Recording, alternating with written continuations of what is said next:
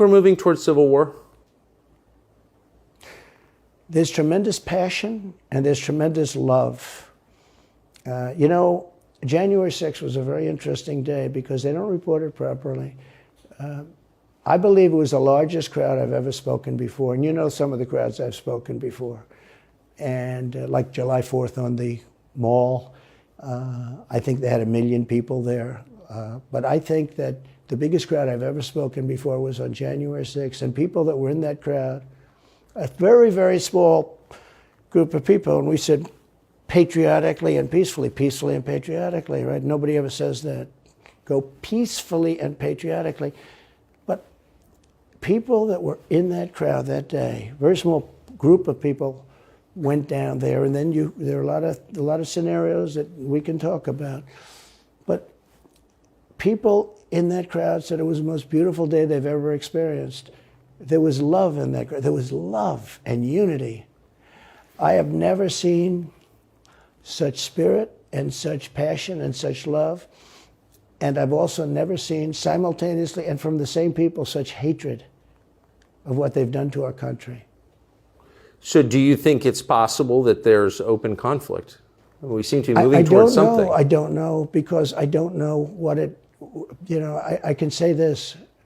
There's a level of passion that I've never seen. There's a level of hatred that I've never seen, and that's probably a bad combination. Donald Trump, thank you. Thank you very much. Very much. Thank you. That is a bad combination, by the way. Bad combination. So And who is I running the actually government? believe he's compromised because China knows so much about him. They know where the money comes from. They know where it is, who paid it, and they probably paid it. Well, they do pay Penn, and he gets $1 million. I think he takes $999,000 because, keeps it a little bit under $1 million, like by $1. But he, in many ways, is a Manchurian candidate.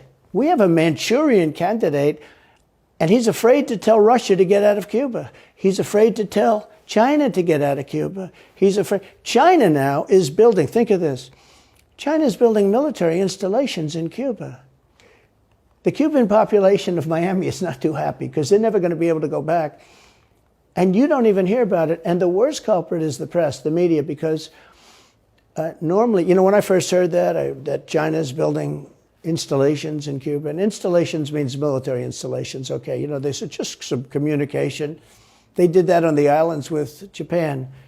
They took the island, they started this massive construction, and they told everybody, including the Japanese have to be very careful. They told everybody that this is a housing development. They're going to build a housing development. And I said, how come the runway is 20,000 feet long? Private jets need 4,000 feet. They don't need 20,000 feet. The big ones need 20,000 feet. They don't even need 20.